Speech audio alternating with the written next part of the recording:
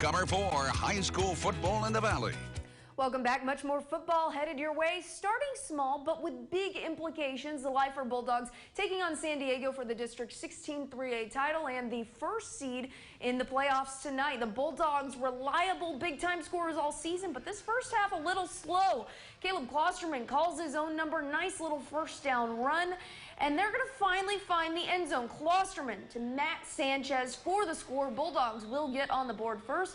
And why get one when you can get two? Devin Mendoza bulldozing his way into the end zone for the two-point try. LYFORD leads 8-0. Next Bulldog possession looking for more, but Klosterman comes up with the wrong color, picked off in the end zone by the Vaqueros. The LYFORD defense playing their part in this game as well. Tyler McLaughtery tracking down the QB for the sack. Now, this game was a low score in the first half. Unfortunately, that's when we were there. Bulldogs with a narrow 8-6 lead at the end of half, but this one turned up a little bit in the second half, and unfortunately, LYFORD just barely missing that district title. They lose 28-24 to San Diego. But they will still make the playoffs. Elsewhere in the small schools, district championship on the line, and the Hidalgo Pirates will not come through. This makes things a little bit interesting in 16-4A, a three-way tie for the top: Hidalgo, Zapata, and La Feria. This will probably come down to point differential with Hidalgo at the top. And Gruya facing Kingsville King tonight. They win that one 28-20.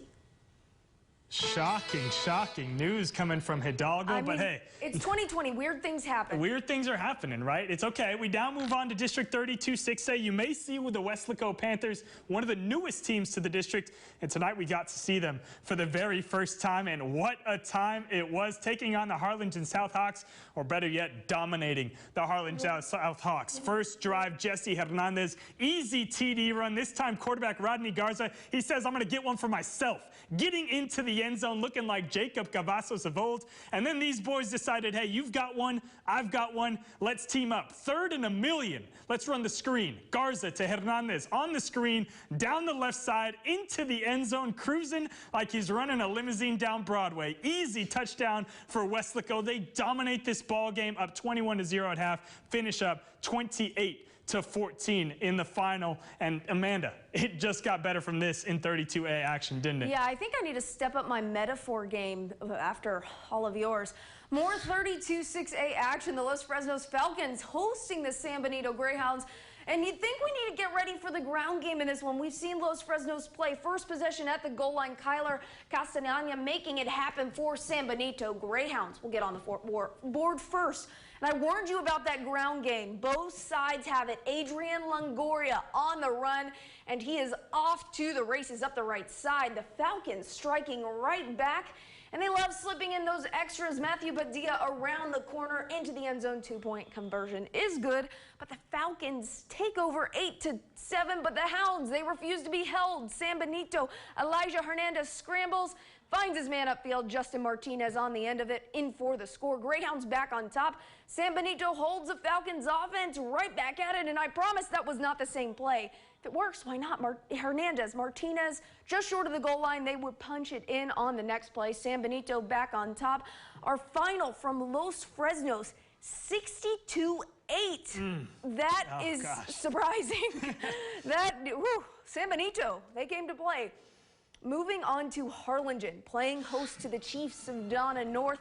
The Chiefs looking for their first win in quite a while. Will it be tonight? The Cardinals took no time getting to scoring. Shuttle pass to Kian Torres. He hits the Jets up the right sideline, off to the races.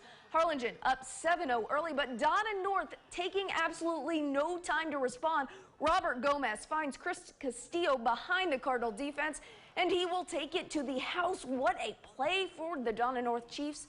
Touchdown. The extra point will be missed, has us at 7-6. And when I tell you, I didn't even have to move from my spot for this. 3 big plays straight. On the return, Eric Quintanian on the run makes his man miss absolutely. Just breaking ankles on this run. A 90-yard return for the score for the Cardinals. They extend their lead 14-6 in the first quarter. We have to give a shout out to the Cardinals defense. They do what they do best. Next, Donna North possession, the tackle, forced fumble. Juan Garcia comes up with it. Our final from Bogus Stadium, another big score, 66-6 Cardinals. What is going on with all these scores? I mean, They just wanted to score tonight, I guess. Offense wins games, defense wins championships. Exactly. Not a lot of games on the schedule tonight, though, unfortunately. We did have another cancellation, but we did have plenty earlier this week to fill the void. Hey, words are cool. Night void. Tried to combine the two. Starting off with last night. I mean, Amanda, yes. And recency bias may convince you that a matchup between Lopez and Porter, it's Lopez, it's Porter, it doesn't really mean anything, but historically, it means absolutely everything to these two programs. The Battle of Southmost. Lopez facing Porter, trading punts to start this game. The score was slow, but the Cowboys, they're first on the board. Kevin Garcia punching it in from the 1-yard line. The extra point would be no good. Porter up 6-0 early. Very next Lobo possession, and they would take no time to strike back. Jacob Cornelius goes long. Jesus Serrata on the end of it, off to the races. And even the referee can't keep up. Referee took a tumble on that one. I saw you. Touchdown Lopez. Failed extra try as well. We're tied at 6-6. Start of the second quarter, Garcia again slings it outside. Brandon Ritta on the snag, breaking the tackle, rolling into the end zone for the score. The Cowboys take back over. They get the extra this time. Cowboys lead 13-6 and put on a back-and-forth brawl. You've heard this combo before. Cortines to Serrata to the house. Some insane speed there. Touchdown Lopez, but that was just the first half. Second half saw a dominant performance by Porter. The Cowboys claimed the Battle of Southmost 44-12. Moving on to another game last night, Pace Vikings at Weslaco East. The first time we've seen the Wildcats this season, nothing but expectations here. Senior quarterback Jose Banda, he's going to start out with our first play here, finding a man on a broken play to put the Vikings in a good position to cut a 20-7 Wildcat lead. And they would on the very next play. Banda will get in on a tough quarterback keep. It's coming up right here. That'll bring the ball game to a 1-score lead. First time seeing Weslaco East this year. Pretty good game, but it wouldn't last. Thanks to Weslaco East Gio Guerra, this long run down the left side was just the beginning. Aggressive running from the Wildcat back. A couple plays later, Guerra finishes the drive with a tough run into the end zone. Weslaco East with no rust in their opener.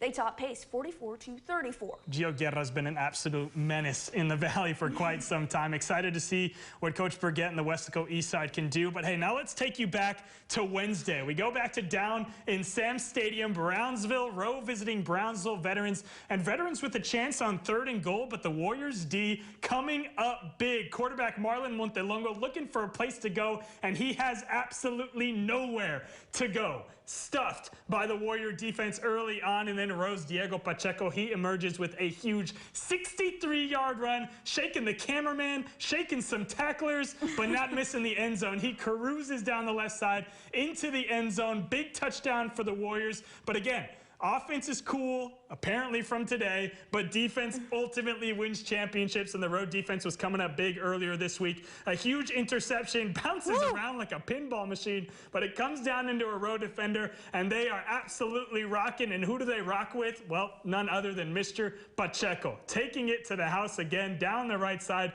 Easy touchdown. It's business as usual. The Warriors win this road matchup 28-21, and another exciting one over Memorial Stadium in McAllen. McAllen taking on Palmview, another team we haven't gotten to see too much of this year. We've got reworking schedules, plenty of things moving around. Third quarter, McAllen up 21-7, and it's all about the defense. David Lozano getting on the end of that one. I know Coach Shelby loves him some defense. Palmview, though, Arturo Arredondo, he likes defense too. He gets the pick after a little bit of a bounce around from the football into the arms of the Lobo defender. He runs down the field and gets himself a nice interception. Not much to do, though, with that ball. They don't do anything with the ball, but I know McAllen does do something with the ball. Big completion to Noah Barbosa. Some nice traffic control by the quarterback. The Bulldogs would eventually make it 28-7 with a nice quick pass to Nathan Cesares, who dives into the end zone down the right side. The Lobos cannot come back. Bulldogs seal this one 28-21. Amanda, we'll just take football every day of the week at this point. Yeah, I mean, it's fun. We have it on Monday next week, and I'm looking